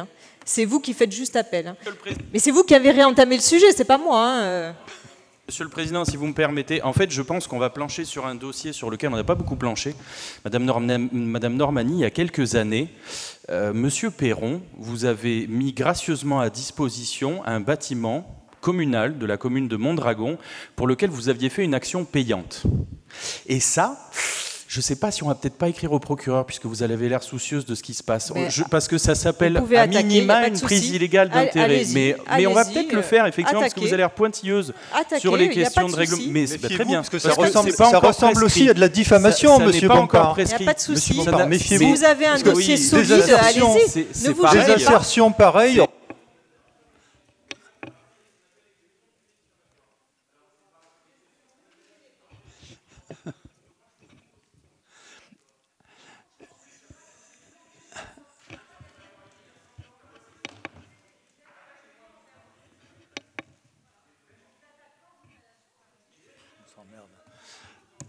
Je vous en prie, parce que Monsieur Perron, là, il est bien, là, en ce moment, ça se passe bien. Parce que si vous voulez jouer vous savez, il y a un proverbe africain qui dit « Qui veut monter au cocotier s'assure d'avoir le slip propre ». Je pensais que vous aviez compris comment marchait un conseil municipal, mais vous êtes incapable de tenir longtemps. Il faut que tout de suite vous sortiez des clous et vous montriez ce que vous êtes. Continuez comme ça. Tant que vous êtes correct, il n'y a aucun problème. Continuez comme ça. Moi, mais quand on se fait traiter de stupide ou de mauvais caractère, je suis désolée. J'ai peut-être du caractère, ne vous en déplaise, mais je n'ai pas mauvais caractère. Qui s'abstient, qui est pour. Le dossier est adopté, je vous en remercie. Dossier numéro 12. Christophe Régnier-Duval, toujours.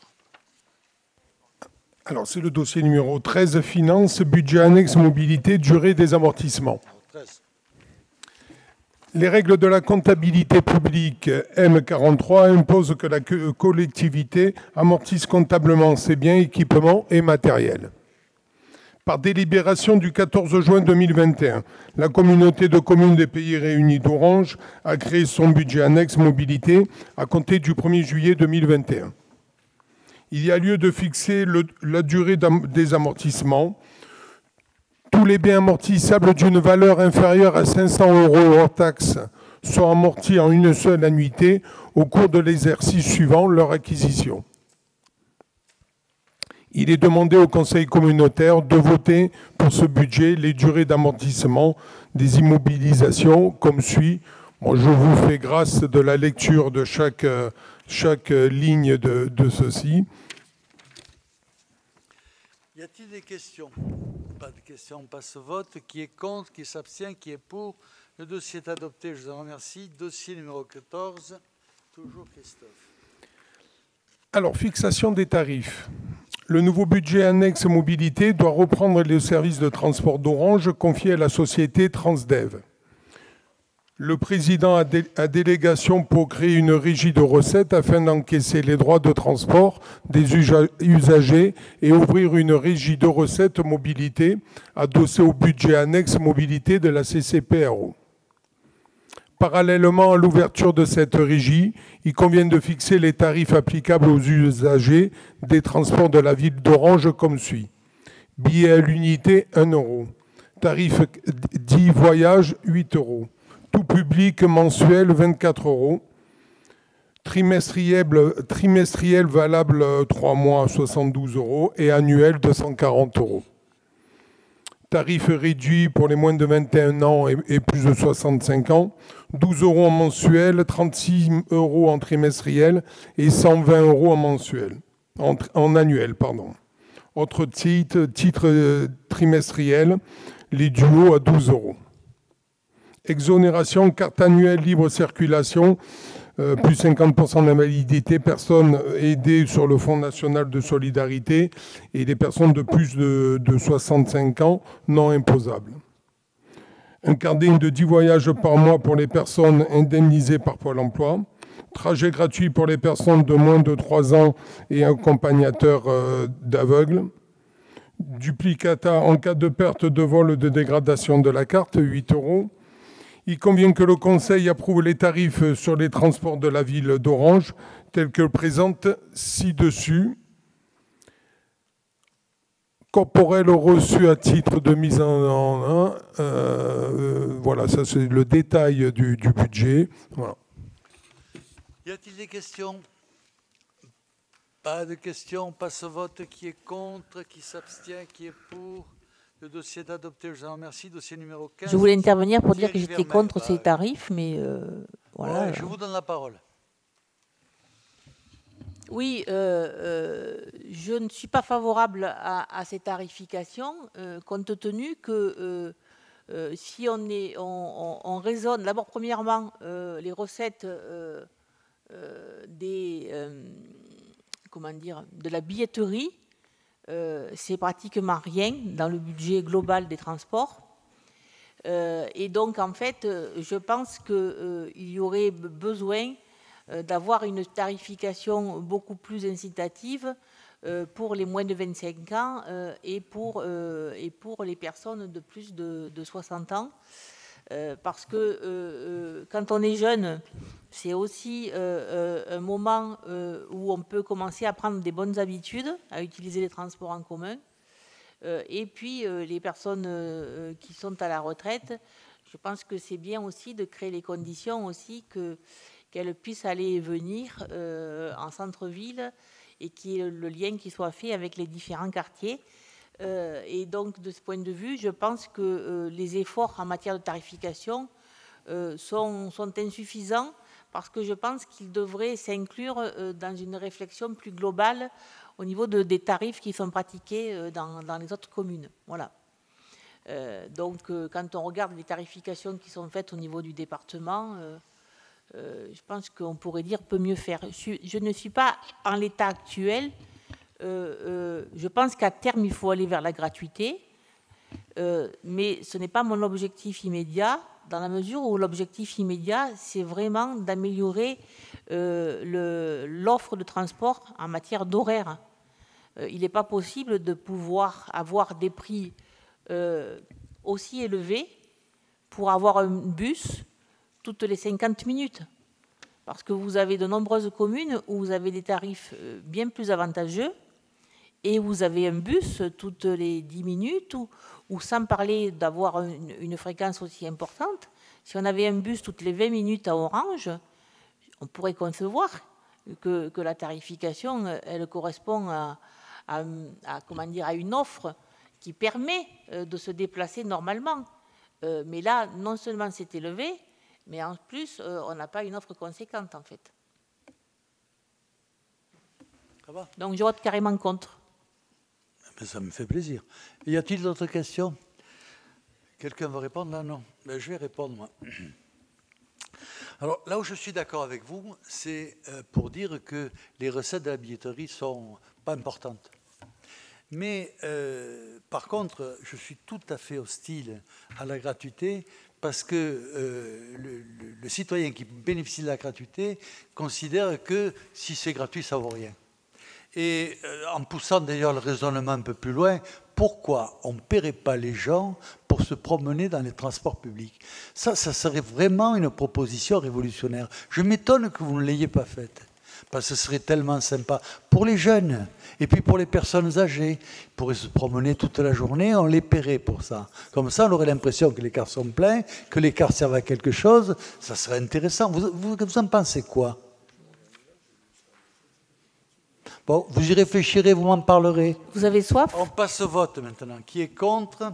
Qui s'abstient? Qui est pour? Le dossier est adopté, je vous en remercie. Dossier numéro 15, Thierry Vermeil. Bien, merci, Président. Là, on va parler un petit peu d'habitat.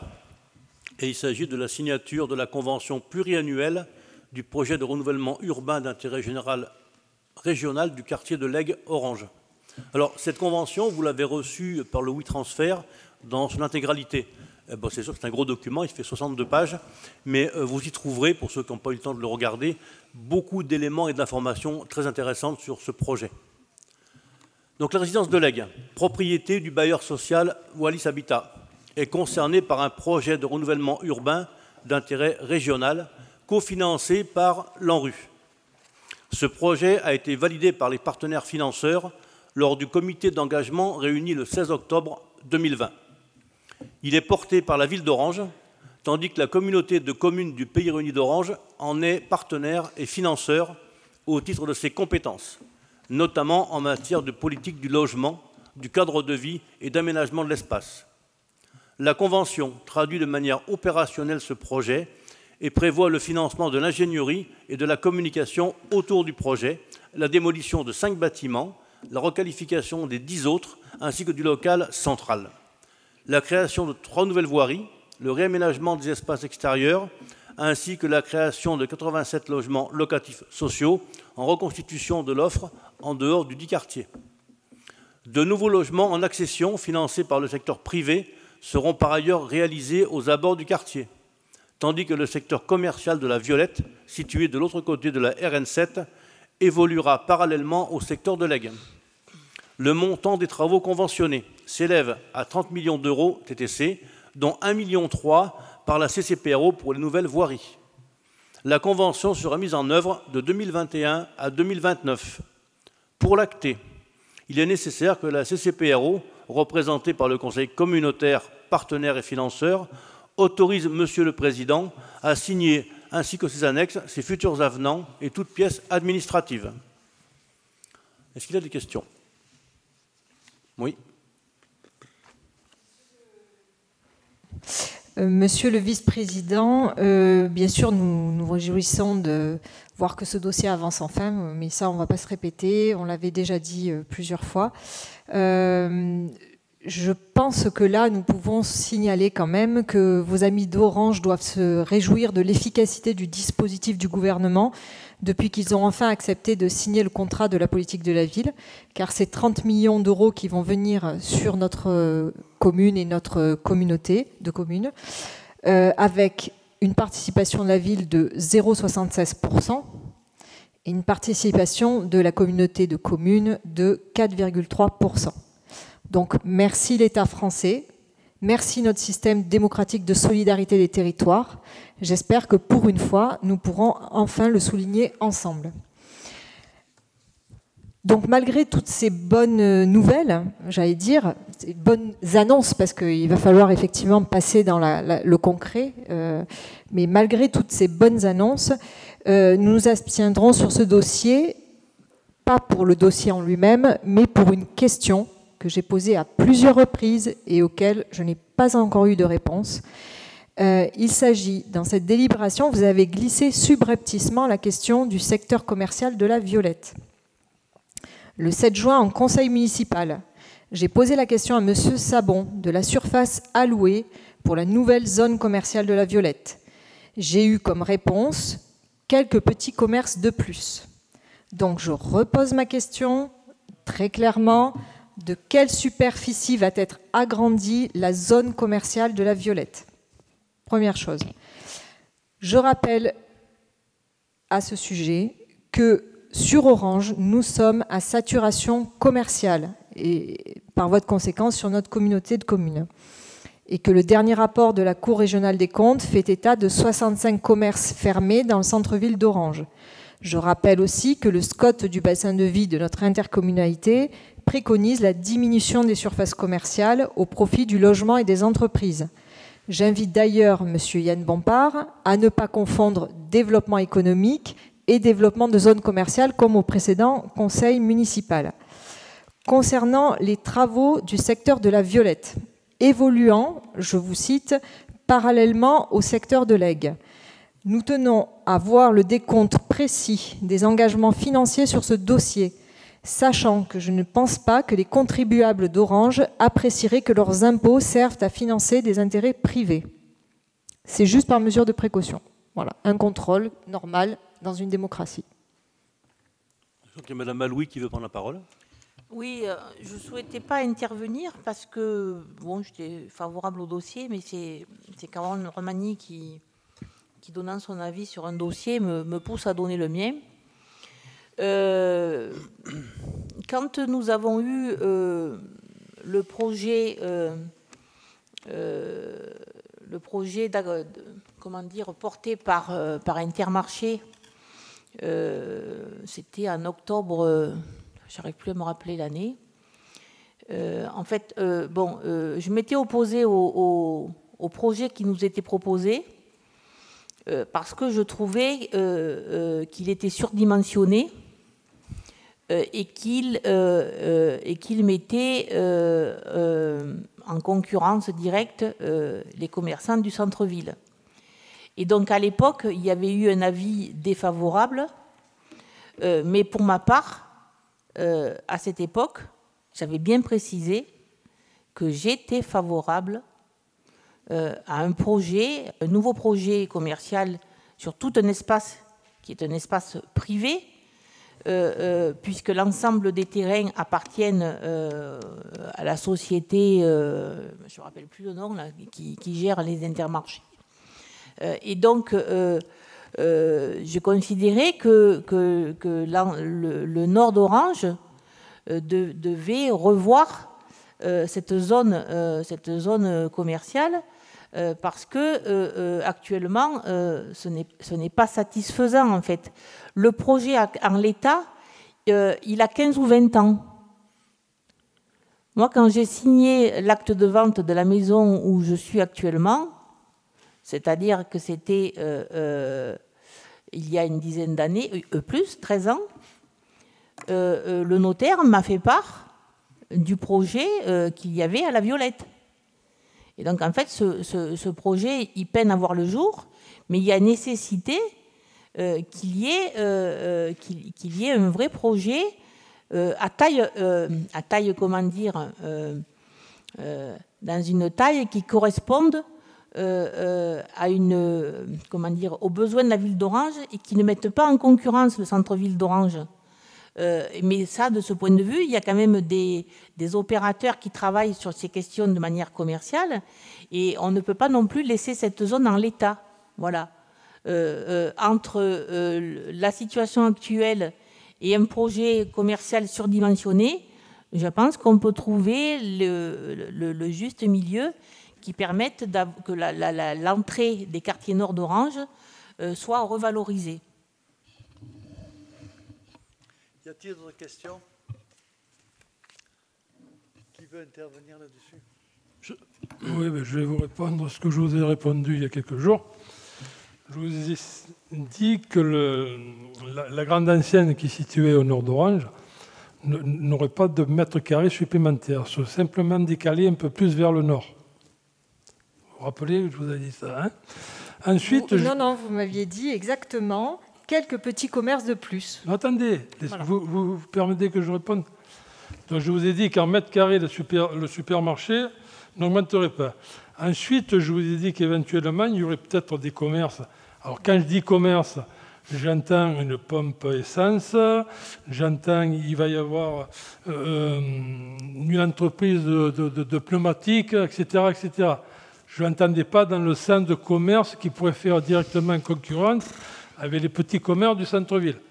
Ensuite, pour l'instant, il n'y a pas eu de dépôt de permis de construire, avec des projets qui évoluent dans un sens ou dans un autre.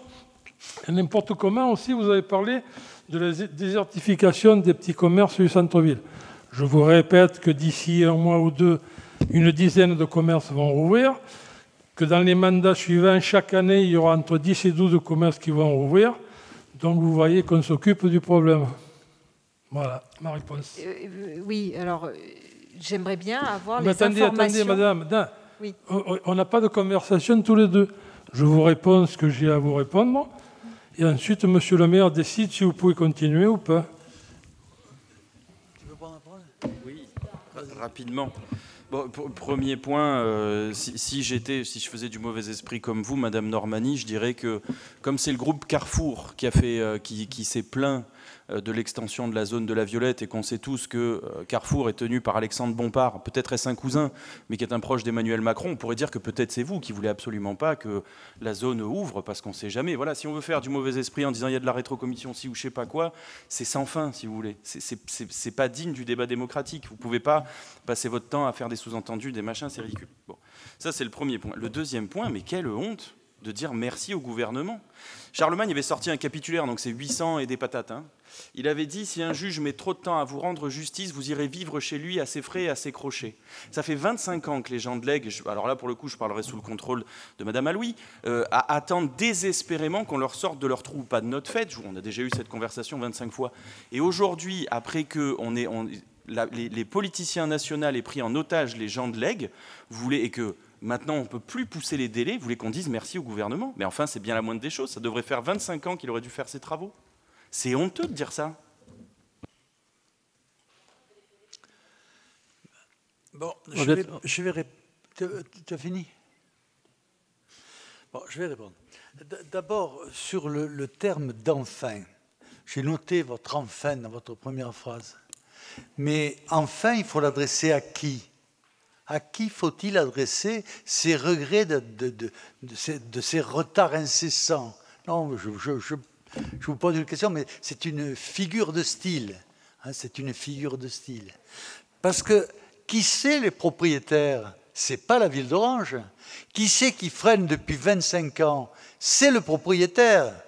Donc, venir nous donner des leçons de lenteur en nous les reprochant, alors que nous, on n'a fait que d'essayer que ce dossier avance, c'est quand même un brin culotté. Ça, c'est le premier point. Le deuxième point, sur le fait de remercier l'État. Non, je ne vais pas remercier l'État.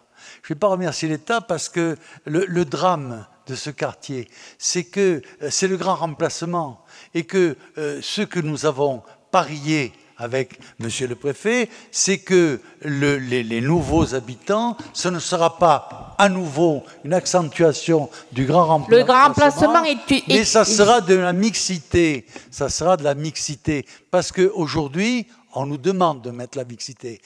Quand nos écoles, il y a des écoles dans ce quartier qui sont à 100% de peuplement d'origine étrangère, qui bien souvent ne parlent pas le français, et quand on a des gens d'origine étrangère qui viennent nous voir en disant « mais c'est insupportable de rester à l'école, dans cette école-là », eh bien, on comprend qu'il faut que les choses changent. Il faut qu'on mette de la mixité dans ce pays. Le grand remplacement est une théorie. Il faut que l'on mette de la mixité, elle est demandée d'ailleurs. Ce qui est remarquable, c'est que quand on reçoit l'inspectrice, elle nous dit « il faut mettre de la mixité ».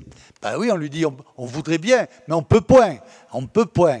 Donc, si l'on nous fait un lieu normé aux normes de l'État actuel, d'ailleurs, le président a fait une déclaration récemment qui était remarquable, hein, on faisait appel à tout le monde, sauf aux Français. Hein, c'est un pays où il n'y a plus de Français, où les Français ne comptent plus. Hein, on a balayé tous les habitants du monde entier. Et ce n'est pas ça qu'on doit faire, qu'on accueille du monde. Pourquoi pas, mais à condition que ce monde veuille s'intégrer à notre civilisation. Or, ce n'est pas ce qui se fait quand on fait du mono-habitat et quand on fait du grand remplacement. Donc, on sera tout à fait d'accord, mais profondément d'accord, pour remercier le gouvernement si de la mixité est mise dans ce nouvel HLM et est mise d'une manière réelle et non pas, pour le moment, d'une manière simplement orale. Donc, nous remercierons bien volontiers le gouvernement si tous nos HLM, progressivement, deviennent des lieux de mixité, deviennent des lieux où il est agréable de vivre, où l'insécurité et le trafic de drogue ne règnent pas en maître, parce que c'est vrai que les citoyens français en ont assez de cette dégradation, de cette dénaturation de notre pays. En ce qui concerne, donc, ça c'est pour répondre au fait que l'État met de l'argent là-dessus. Deuxième point, sur la saturation commerciale. Denis vous l'a dit, mais je vais vous le répéter. Ce dossier, il est au travail depuis 25 ans, c'est vrai. Et le premier dossier qui avait été présenté, qui était un dossier beaucoup plus ambitieux. Mais il ne s'est pas réalisé. Et le dossier qui est réalisé aujourd'hui, c'est un dossier qui n'augmente pas la surface d'Intermarché. Et je rappelle que s'il a été cassé, ce n'est pas par les plaintes des petits commerçants du centre-ville, c'est par les plaintes de Carrefour. Hein, c'est Carrefour qui défend son beefsteak. Or, je comprends que vous défendiez le beefsteak de Carrefour, mais en tant qu'élu, notre souci ne doit pas être de défendre le beefsteak de Carrefour ou d'Intermarché. Notre souci, c'est de défendre l'intérêt des Orangeois. Et je crois qu'il est important pour les Orangeois que dans cette entrée nord de la ville, on ait un centre commercial qui soit en bon état, neuf, attirant, et non pas en décomposition comme il est. Normalement, les magasins qui seront là ne feront aucune concurrence au centre-ville. C'est du moins les engagements qui ont été pris et avec Intermarché et avec l'État qui est particulièrement vigilant sur ce dossier.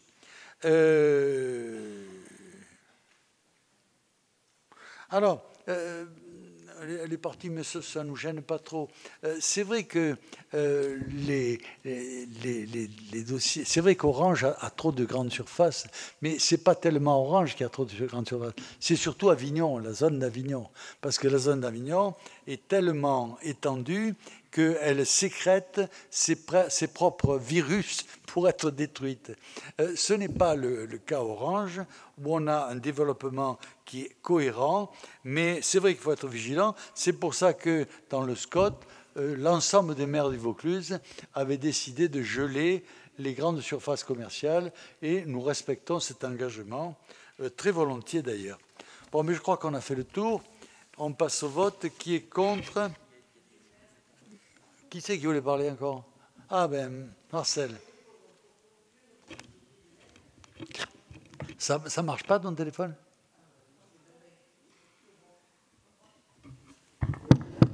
Sur l'AIG, je m'occupe de ce dossier depuis plus de 20 ans et je suis obligé de contrarier un peu certains. Madame Fournier-Armand, qui était présidente de Mistral Habitat à cette époque-là, on lui a envoyé plusieurs courriers avec René Turc en particulier, un Orangeois bien connu. Et elle nous, à force de lui envoyer des courriers, elle ne nous a jamais répondu. Un jour, elle a interpellé au Conseil général de Vaucluse et elle nous a répondu « Tant qu'il y aura Bompard comme maire à Orange, je ne ferai rien pour le logement social. » Bah écoutez, si c'est ça l'intérêt de tous les gens que vous avez l'air apparemment de défendre sur toutes ces coutures... C'était une responsable Puis-je avoir la parole, s'il vous plaît? Parce que oui, vous m'aviez dit que vous la donneriez. Donc. Effectivement... tout ça m'est très étranger puisque je ne faisais pas des politiques à cette époque-là. Donc vous allez me dire, je ne sais pas de quoi je parle. Moi, je vous parle de choses très factuelles. L'ANRU, c'est bien une agence nationale. On est bien d'accord? Vous êtes d'accord? Oui? Oui, tout à fait. Oui. Vous avez fini? Vous avez bien refusé de signer la Convention de la politique de la ville pendant des années. C'est factuel. Oui, tant qu'on... C'est factuel. Non, mais je oui, ne sais rien. Ok. La préfecture, l'État, donc, vous a forcé la main pour signer enfin cette convention. On est bien d'accord. Il y a récemment. On est d'accord. Et, comme par hasard, la situation se débloque. Qui a bloqué la situation initiale? Je vous pose la question, qui a refusé de signer la politique de la ville? Qui a refusé de signer la politique de la ville? C'est factuel. Là, on n'est pas dans... Elle m'emmerde. Oh. Et Madame Normani, je vais vous donner un fait très simple. Non, mais personne, ça n'est pas de notre responsabilité. Il faut que vous compreniez. Alors ça, c'est du droit immobilier, c'est assez clair. Si vous êtes propriétaire... Vous êtes mal élevé, madame. Vous êtes mal élevé. Je vais vous expliquer, c'est assez simple, vous allez comprendre. Allez-y, finissez. Non, c'est fini. Bon. C'est assez simple. Vous êtes sans doute propriétaire immobilier. Oui. Qu'est-ce qui se passe si vous laissez votre maison en location dans une situation dégueulasse? Vos locataires, ils vont vous traîner au tribunal, peu importe qui est le maire, qui est le machin, qui est le truc, ce sera votre propriété. Il en va de même pour le logement social. Et le logement social, c'est dans tout le Vaucluse qu'il est dans cet état-là. Ça ne dépend pas du maire d'Orange. Pourquoi ça se passe comme ça? Qu'est-ce que le gouvernement a inventé? Il a inventé l'ANRU, certes, mais il n'y a pas besoin de ça pour rénover, c'est leur patrimoine. Pourquoi ils l'ont fait? Parce qu'ils filent des primes quand on fait de la rénovation. Mais normalement, il ne devrait pas y avoir besoin de ça pour qu'il y ait de la rénovation. Faites le tour des logements sociaux à droite et à gauche. Vous allez voir des fois dans quelle situation c'est. C'est juste qu'ils récupèrent un billet au passage. Billet légal, certes. Mais normalement, quand on est un propriétaire serein et sain et qui ne prend pas ses locataires pour des moins que rien, soyez polis 2 minutes, on ne laisse pas les gens pendant 25 ans dans cette situation. Et on n'est pas propriétaire de ce bien-là. Donc vous pouvez faire toutes les circonvolutions que vous voulez, mettre de la responsabilité là où elle n'y est légalement pas, vous avez quand même tort. Alors maintenant, soyons plus factuels. On passe au vote. Qui est contre? Qui s'abstient? Qui est pour? Le dossier est adopté, je vous en remercie. Dossier numéro 16, achat public, travaux de restructuration du boulevard Daladier, appel d'offres ouvert. La commune d'Orange et la CCPRO ont décidé de restructurer l'ensemble du boulevard Daladier, soit 950 mètres de voirie. Le lancement de cette consultation a été validé au Conseil communautaire du 8 avril 2021. Il est nécessaire de revenir sur le choix de la procédure de consultation qui n'est pas celui de la procédure adaptée compte tenu du montant des travaux estimé à 6 millions d'euros hors taxes, mais celui de l'appel d'offres ouvert. Compte tenu de l'ampleur du projet de la CCPRO de restructurer le boulevard Daladier à Orange et le montant estimatif des travaux, la procédure retenue est celle de l'appel d'offres. Il convient donc que le Conseil autorise le pouvoir adjudicateur à lancer le dossier de consultation par la procédure d'appel d'offres ouvert et à signer toutes les pièces relatives au dossier. Y a-t-il des questions? Oui, allez-y. Initialement, sur le site de la CCPRO, le budget initial était prévu à 3,5 millions d'euros. Et là, on arrive à 6 millions d'euros. Si on additionne ces 6 millions d'euros prévus aux 6 millions, un peu plus de 6 millions d'euros déjà dépensés pour l'avenue de l'Argent-Sol, on arrive aux alentours de 12 millions d'euros. Si on rapproche ces sommes qui vont être versées aux subventions qui ont été allouées aux associations pour la politique de la ville, c'est-à-dire 23 400 €, on est abasourdi. Pour vous faire comprendre, je vous propose de comparer l'argent au temps. Imaginez 23 400 € représente un jour. À cette échelle, 12 millions d'euros représentent 512 jours, c'est-à-dire 1 an et demi. Il y a là une disproportion monstrueuse. Pourquoi le goudron prend-il une place ainsi dans votre politique au lieu de l'humain? Ensuite, avenue de l'Argent-Sol, les travaux étaient annoncés pour 15 mois. Ils auront finalement duré 2 mois. Travaillant dans le quartier, je puis vous assurer que le Covid ne peut expliquer tous ces retards et que de nombreuses phases d'arrêt ont gêné terriblement la vie des riverains et qu'aucune précaution n'a été prise par rapport aux personnes en situation de handicap. Donc, question, les travaux sur le boulevard Daladier, qui sont annoncés pour 18 mois, est-ce que les engagements seront tenus? Est-ce que des pénalités de retard seront prévues? Est-ce que des aménagements spécifiques pour les personnes en situation de handicap seront réalisés? Troisièmement, la réalisation dramatiquement minérale de l'avenue de l'Argent-Sol nous fait craindre le pire pour l'avenir des platanes du boulevard Daladier. Attila, le fléau des dieux, a-t-il déjà aiguisé sa hache? Et faut-il s'attendre à ce qu'il s'abatte de nouveau sur notre territoire? Si nous sommes favorables au principe de la rénovation du boulevard Daladier, nous ne pouvons nous prononcer sans une vision paysagère digne de ce nom, et nous vous demandons d'ailleurs de bien vouloir nous la fournir dès que possible. Merci. Y a-t-il d'autres questions? Alors, qu'est-ce que nous disons là? Comment se fait des dérives financières et des durées, des trucs? Je me permets de venir là.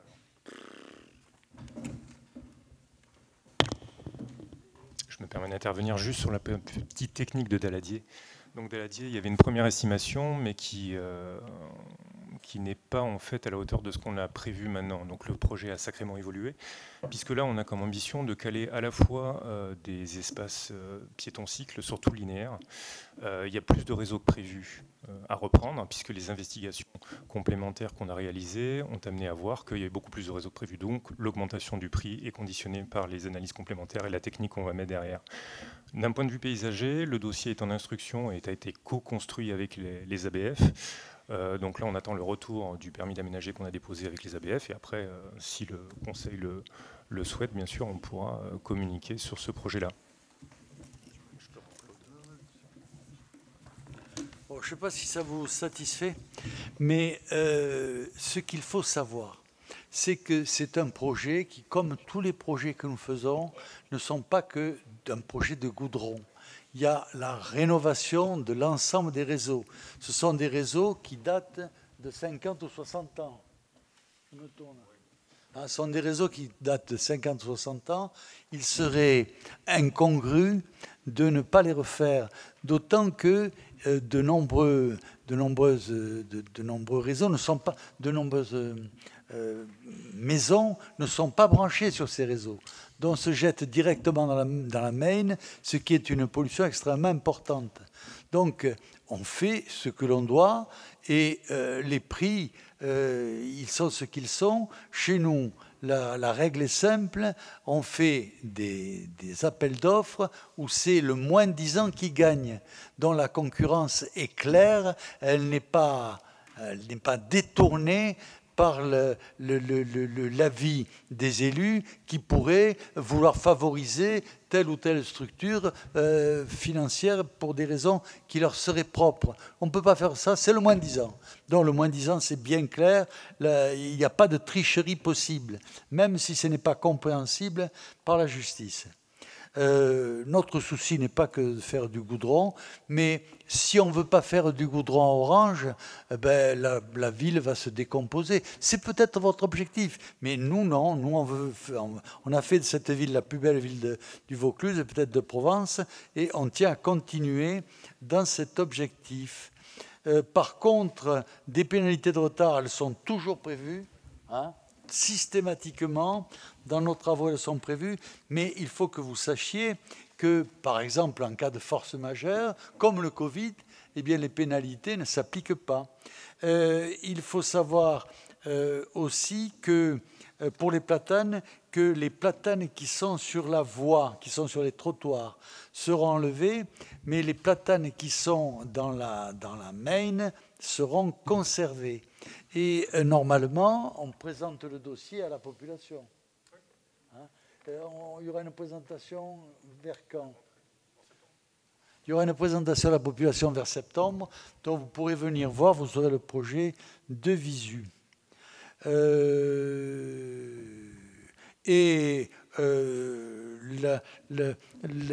monuments historiques ont été consultés les monuments historiques ont été consultés puisqu'il y a une rénovation globale. Il y a une mise en scène en quelque sorte de la Maine. Il y a une mise en scène de la Maine. On essaie de faire les choses intelligemment comme elles n'étaient pas faites avant qu'on arrive. Voilà. On passe au vote. Qui est contre? Qui s'abstient? Qui est pour? Le dossier est adopté. Je vous en remercie.